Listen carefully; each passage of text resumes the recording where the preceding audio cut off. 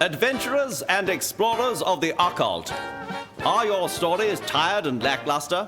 Are you bereft of words to describe the nasty, horrid, and dreadful things you have seen in the dark? Then you need Lovecraft's Thesaurus. Yes, with Lovecraft's Thesaurus, your nighttime expeditions will become nocturnal excursions. Your scary monsters will become chilling fiends.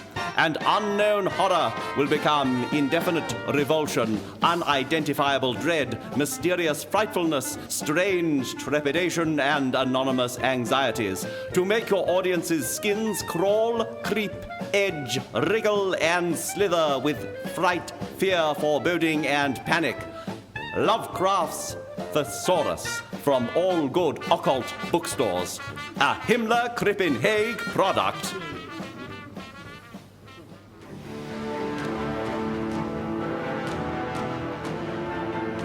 I Hear Voices Theatre Company presents The Call of the Unpronounceable, The Misspelled Horror, written by D.G. Lovebell.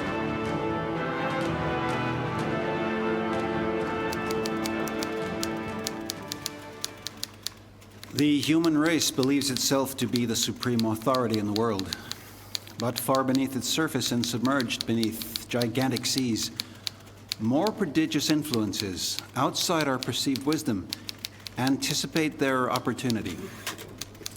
Slumbering through epochs of men, my name is Charles Parker Bowles, and I am about to take my own life. Told ya. Humanity believes itself to be the great power upon this earth. But deep underground and below the vast oceans, mightier powers, outside all common knowledge, await their chance, biding their time through long eons of sleep. My name is Dexter Braxton Hicks, and I am about to take a final, irrevocable step in a bit, because of the terrible, hideous, nasty, vile, and quite rude horrors that I have seen. The horrors that drive me to this terrible act of self-destruction. The horrors and the state of the economy. And the idiots in government and international relations, the environment, religious tensions, global terrorism, men's grooming, celebrity culture, and talking pictures. But for the most part, it's the horrors. The horrors compelling me to end my singular existence in an act of desperation and unbridled fear. But first, I will write down my reasons, not in a hastily scrawled note, but in periodical short story format, taking time to apply the rules of good storytelling and give an exhaustive account, complete with detailed narrative and particularized descriptions to establish character and mise en scène. Such is the disturbed state of my mind in the face of the as yet unspecified horrors. See comments passing. I was first embroiled in the business when engaged upon the disposal of the estate of my recently deceased and estranged half-uncle, Palmer Brannigan, last of the Brannigan line. An elderly scholar, atheist, lifelong solitary bachelor, and inveterate sodomite, Palmer had been found dead in his living room armchair when the local clergyman, the Reverend Horndongle, paid his weekly visit to deprecate the aged Don for his peccadillos. Arriving at old Palmer's home, I found the door ajar and the jamb splintered where the lock had been shut off. But who hasn't forgotten their keys? Stepping inside, I edged around the five-pointed star daubed in blood on the floor, squeezed past the improvised sacrificial altar on the dining table, careful to avoid disturbing the goat entrails thereon arranged, and found the antiquated researcher slumped in genteel repose, his eyes wide and staring, his mouth twisted into a soundless scream. When I nudged him to awaken by gently twisting the knife in his chest, he did not respond. Pressing at the bullet hole in his forehead gathered no conscious reaction either. Loosening the garrote around his throat, his head idly rolled away down his lap and across the floor. All the signs were there. A clear case of a sudden aneurysm. As Parma's closest living relation, I lived upstairs. I was summoned urgently by the coroner. 2 weeks later, I arrived. Are you the coroner? Yes, are you Mr. Braxton Hicks? I am, here to claim the body of Palmer Brannigan. You're late. Not as late as he is. I was told you lived upstairs. I do, in an apartment block in Washington. The state or the city? The monument. Well, mister, I don't mind telling you this wasn't no natural death like what folks around here would have you believe. Your half-uncle was shot, stabbed, and beheaded. In my book, that spells... You mean... Yup. Suicide. A suicide? Then he cannot be buried in consecrated ground. Who are you? This here's the Reverend Horndongle. Ah, yes, from the voiceover on page 4. The same. It was I who found your uncle's body. You knew my uncle? Only in the biblical sense. I was teaching him the Bible. And yet you would deny him a Christian funeral. We hold to the old ways out here, Mr. Braxton Hicks. Our pace of life is slow. And our broadband speed is under 1 megabyte per second. Then what will happen to his body? In keeping with our ancient local customs for suicides, he will be buried at sea. By boat? By catapult. Will you be staying at the old Brannigan place tonight? I will. Here are the keys. Thank you. But beware, Mr. Braxton Hicks, for ill fortune comes to those who stay at that house. Oh, yeah, like who? Your great uncle? Oh, yes. A fellow would have to be crazy to stay at that place. So you'll take the place. Of course. Retiring to my uncle's home, I began the laborious task of ordering his papers and hosing off the blood. Amongst his papers, there were many commonplace items, shopping lists, household accounts, and a receipt for a fabled sacrificial dagger of Nylothotep, official replica with presentation stand and certificate of authenticity.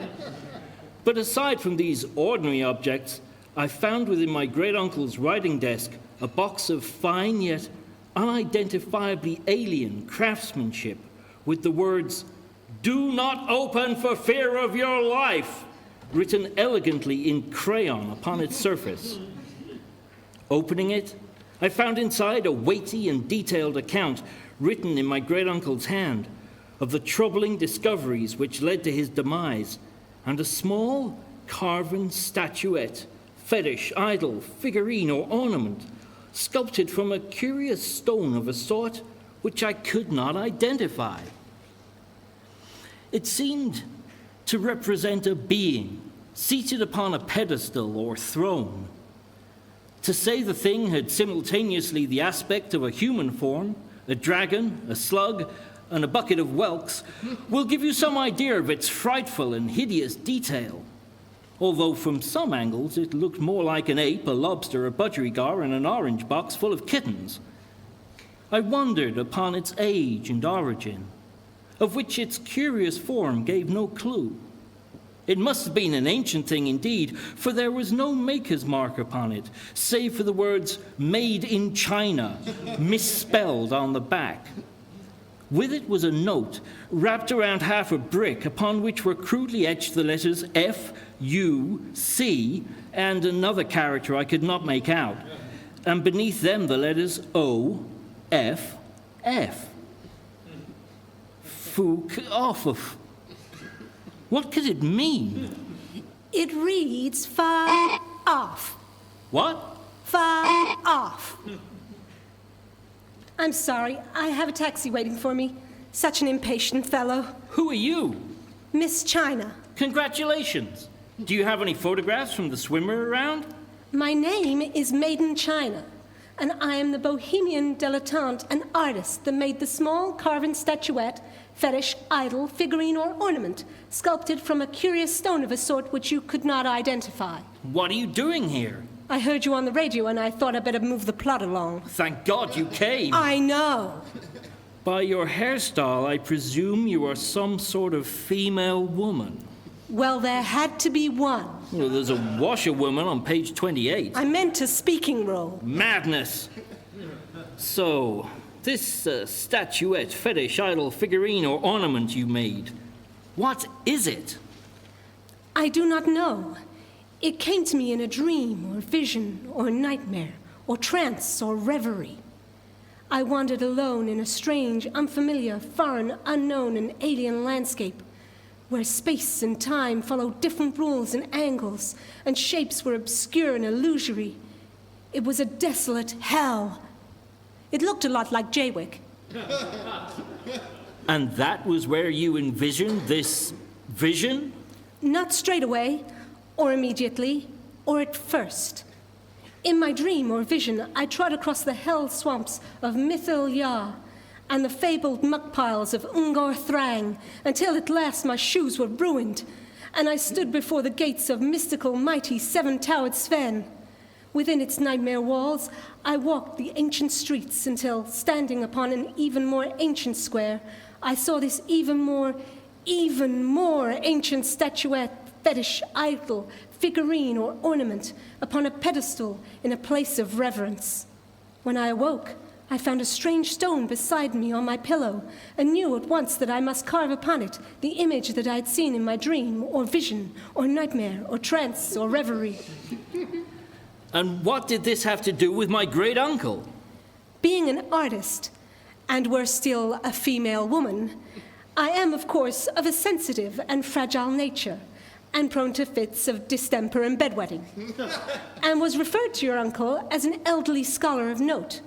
I showed him the statuette, and he was interested in my work, for he said it reminded him of an encounter with a similar idol he had had in decades past. I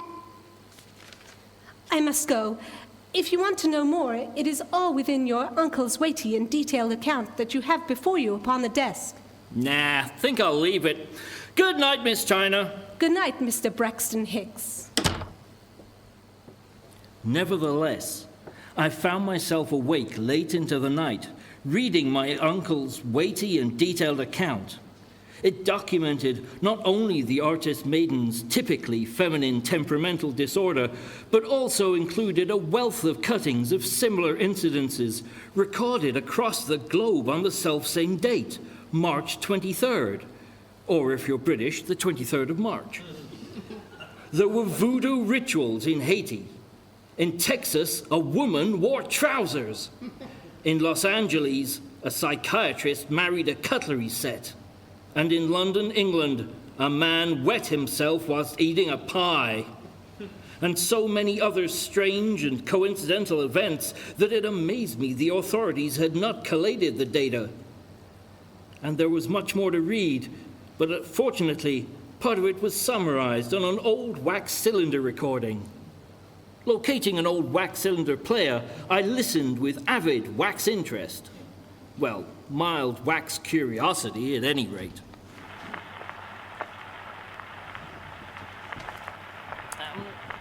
Is this on? Hello? Hello. This is a recorded interview by Palmer Brannigan with Detective Bryce Peruse of the New Orleans Police Department. Detective, please tell your story. Into this thing? Very well, but it's not a tale for the faint of heart or a weak of elbow. I'll put some popcorn on.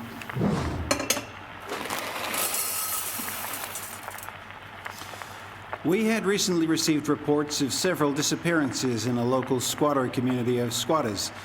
They lived in squats outside the city, and numerous disappearances had occurred, increasing in recent weeks until it became evident that we could ignore it no longer. I took 13 of my men, heavily armed and robustly legged, and went out to the squats, arriving at night time to make it more dramatic. They were crude squat shacks of crude squat people. Even their dogs were squat. They led us out into the dark woods, where they claimed their squat brethren had been carried off into ancient forests that sane men dare not venture far into even by the light of day. But my men were not sane. And we took out our guns and rubbed oil on our chests and laughed at their squat, primitive superstitions. It was March 23rd, I recall. Oh, just a moment.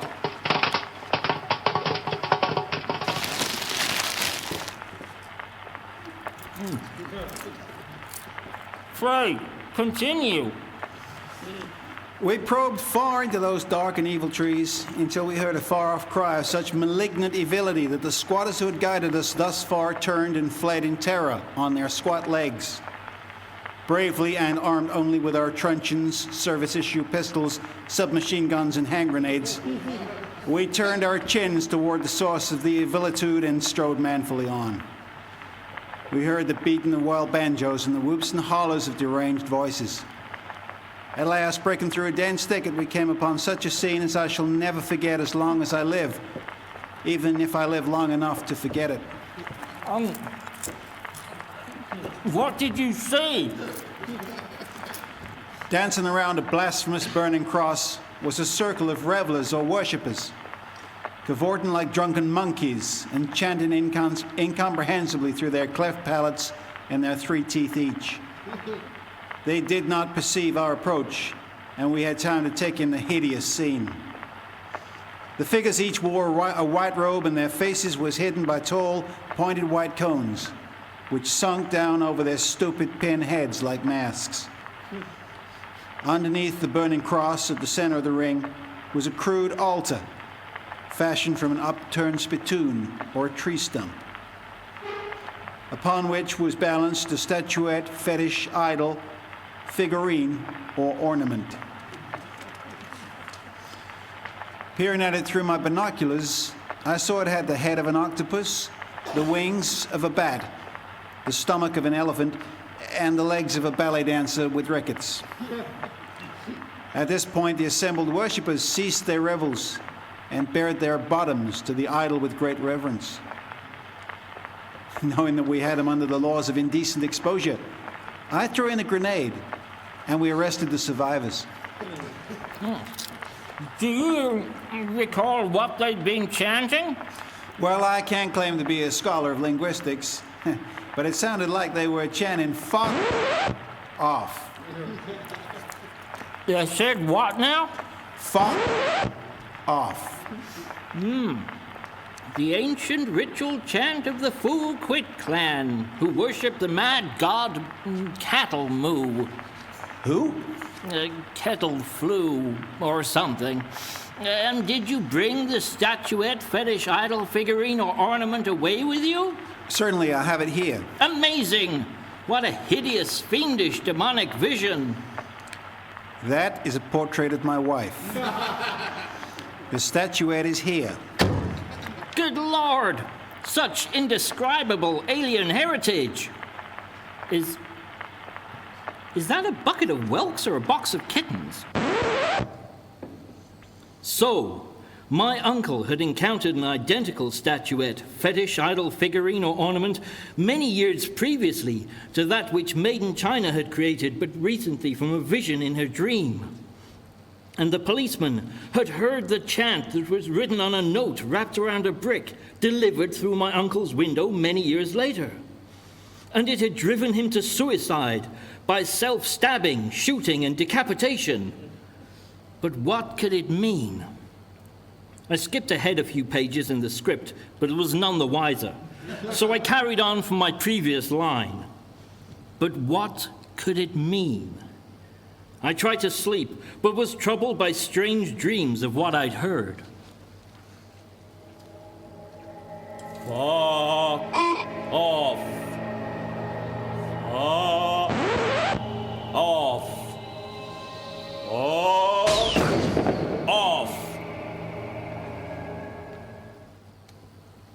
I I awoke to find a horse's head in my bed.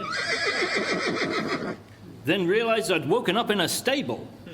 As the nearest farm was some miles from my uncle's house, I had a long walk back to town.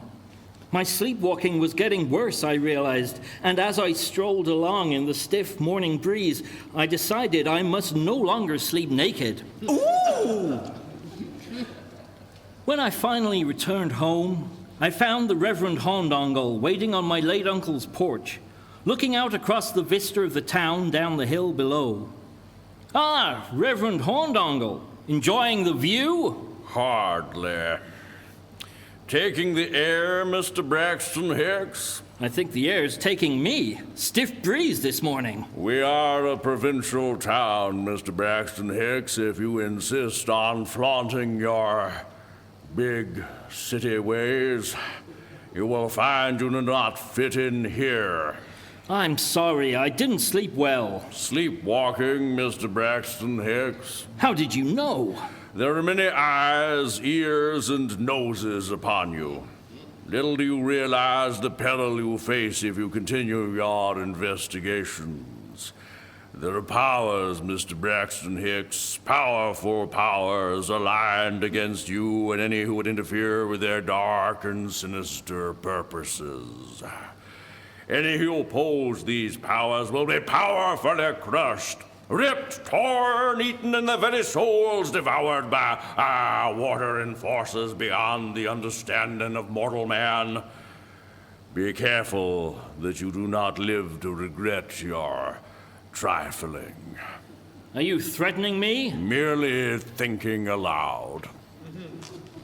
Good day, Mr. Braxton Hicks. My curiosity piqued by the night's events and the inscrutable words of the good clergyman, I decided to pay a visit upon Miss China. Ah, Miss China, Oh yes, I should have gotten dressed first. Returning home, I swiftly dressed and returned to Miss China's apartment. Good morning, Mr. Braxton Hicks.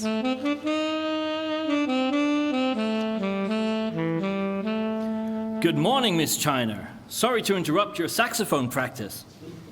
Excuse my answering the door in a revealing negligee. As a decadent artist, I rarely dress before noon. Allow me to slip into something more formal. 30 minutes later, she returned in a top hat and monocle. So, Mr. Braxton Hicks, to what do I owe the pleasure?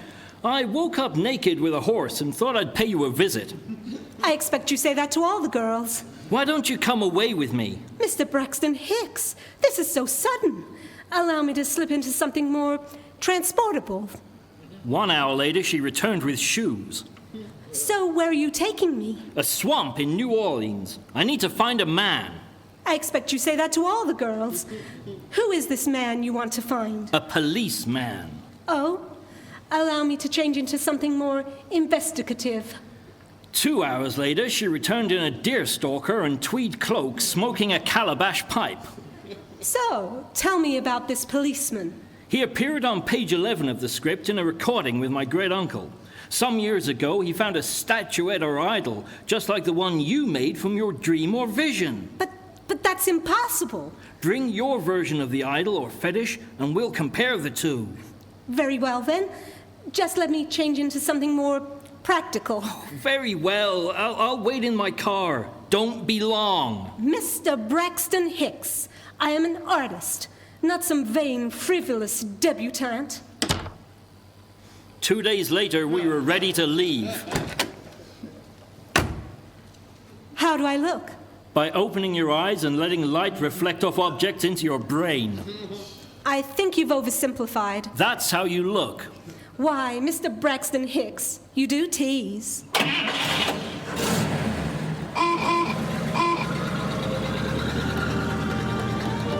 We drove to the station and caught the train to the port, where we boarded a ship. When the ship ran out of water, we disembarked and got a plane to the airport, and from there we rode alligators to blend in with the locals. Before the journey could take up any more of the narrative, we found ourselves at the police station. I'm looking for Detective Peruse. I'm Peruse. What do you want? I wanted to show you this. The idol or fetish I found in the swamp some years past on March 23rd. How did you get hold of this? I recreated it from a dream or vision. Unbelievable. Why, it's almost identical to this. The idol you showed my great-uncle on the wax recording in Scene 6. We must uncover the sinister mystery behind this. Can you take us to where you found it? The swamp beyond the squatter camps, reference on page 13? Ain't no squatters there no more. They've squatted off. But I can show you the place.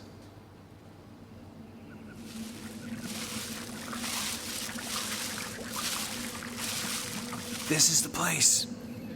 Who are those mysterious robed and hooded figures over there? They must be the cultists my great-uncle knew of. And look, they've got themselves one of them idols. Why, it's just like it was all them years ago.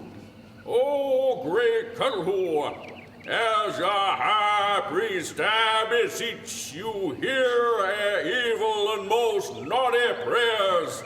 Rise up, O Cthulhu, and reclaim the world you once ruled.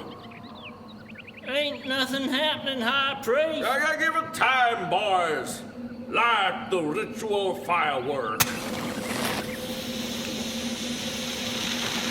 He's saying it all wrong. Tain't Cthulhu, it's cattle poo. Don't be a darn fool. It's cuttlefish. Maybe we ought to chant fuck off some more. Still ain't nothing happening. You sure you're saying it right, High Priest? My father and grandfather before him studied and translated the ancient texts for decades. The name must be right. It must have been the stars were not aligned on the prescribed date. They must be trying to work out the name of the creature depicted in the idol I made. Hurry up, High Priest. We got to get home to do our lynchings. Boys, spare me but a moment and I shall inhabit, and allow me to peruse the ancient texts again. Look, he's got a book. That voice is familiar. It's mine, silly. No, not yours. The High Priest. Everything seems to be in order according to the rites. That book. It must hold the key to the mystery. We must get it. Well, ain't no one doing nothing illegal here. I can't touch him. I better get back to the station. All right, lads. Resume your positions and bare your bottoms. Hurry up, High Priest. It's drafty out here. Hold it right there. I arrest you for public indecency. Eat lead, you perverts. Charge!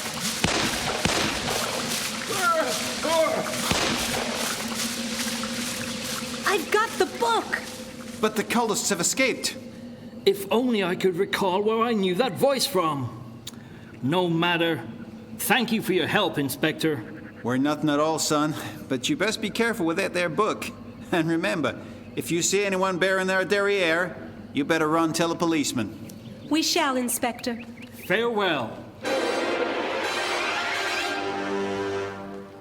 Back at the old Brannigan place, Maiden and I hid the cultist's ancient spellbook in a box marked secret, so no one would look inside and discover it. Our safety thus assured, we had a light supper and relaxed. I was smoking by the fireplace. Damn these flammable mohair suits. And Maiden was reading the newspaper when... Dexter, look at this. In the newspaper. The newspaper? What is it? It's a sort of printed record of daily occurrences. Incredible woman! What does it say? There's a report here of a Scandinavian trawler mysteriously found floundering hundreds of miles off course. The captain, Captain Smorgasbord, says that the trouble began on March 23rd, when a mystifying mist misled them to uncharted isle, which the authorities have been unable to locate. Quite the mystery, my dear. But what has it to do with us? March 23rd was when I had my terrifying dream or vision, during which I carved the idol or fetish. Well, then perhaps we should interview this salty sea dog. The report states that the captain was heading for Boston Harbor before returning to Scandinavian. He may still be there now. If we hurry, we might catch him. Let me quickly slip into something more nautical. Oh, very well. 4 hours later, she returned in a sailor's hat and diving bell. Come on, we've got no time to lose.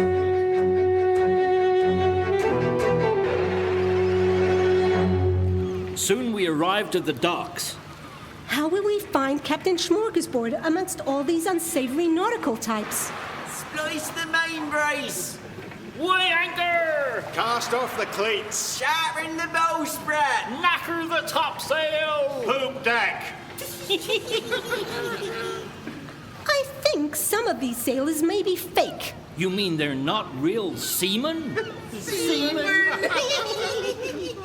I see what you mean. Oh, look!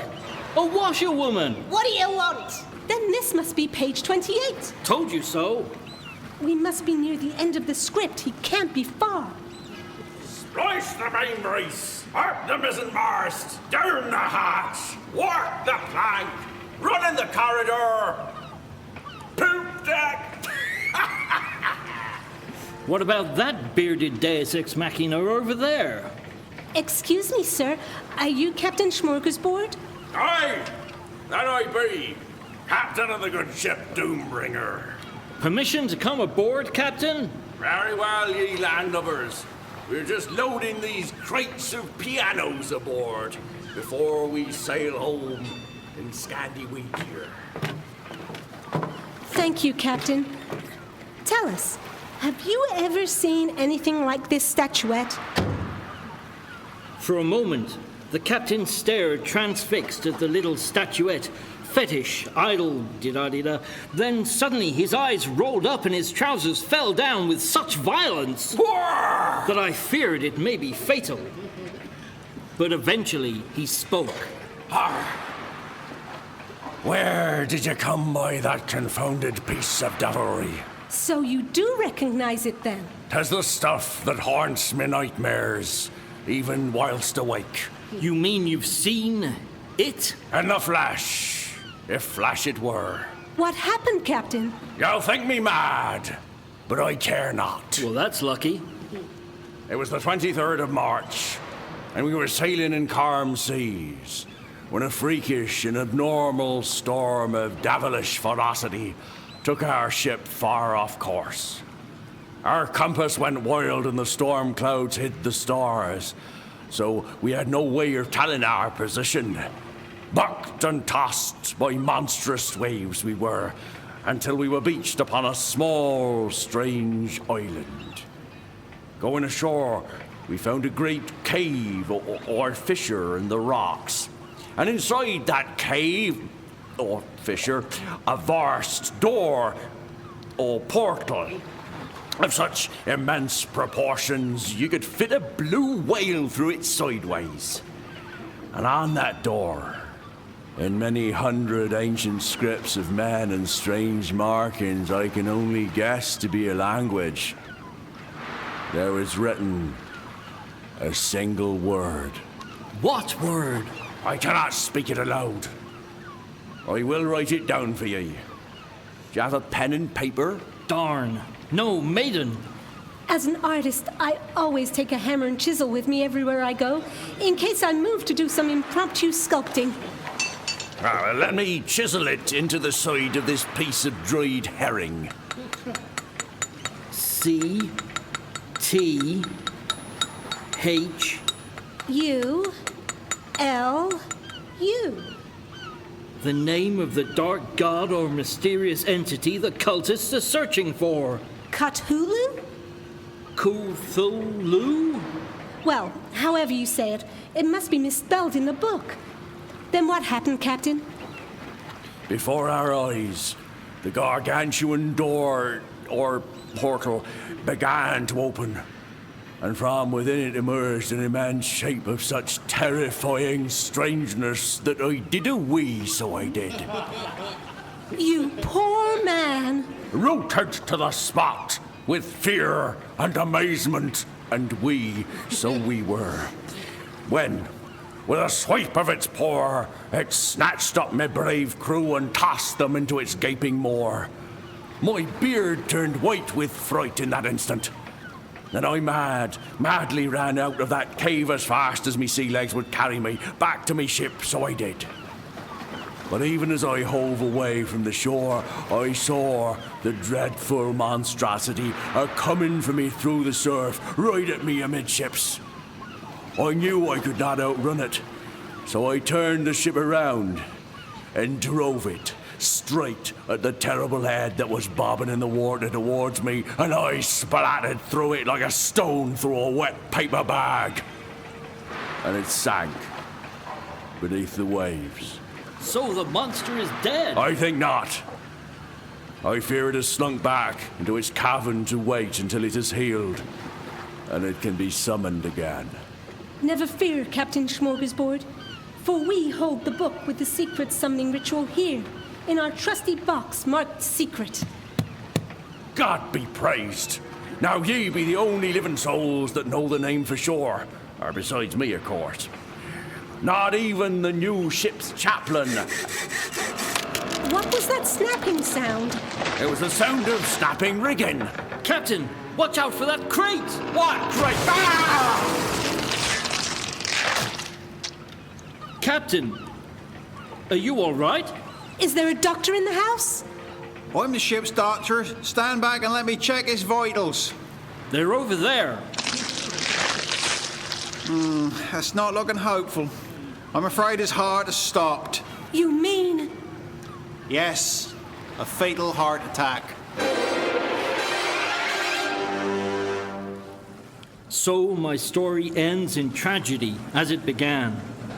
But the evil cult does not know the true name of its terrible god, and we shall never tell. And so, to safeguard the secret, I have decided to take the final, irrevocable course of action which now seems inevitable. I shall wed Made in China, and, in Captain Smorgasbord's memory, we shall be married by the new chaplain upon the good ship Doombringer. I now pronounce you man and wife.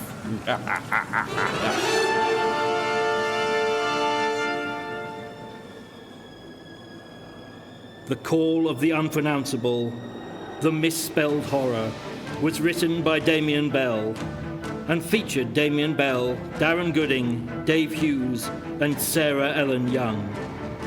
Music, sound effects, and sound editing by Darren Tansley. This is an I Hear Voices Theatre Company production.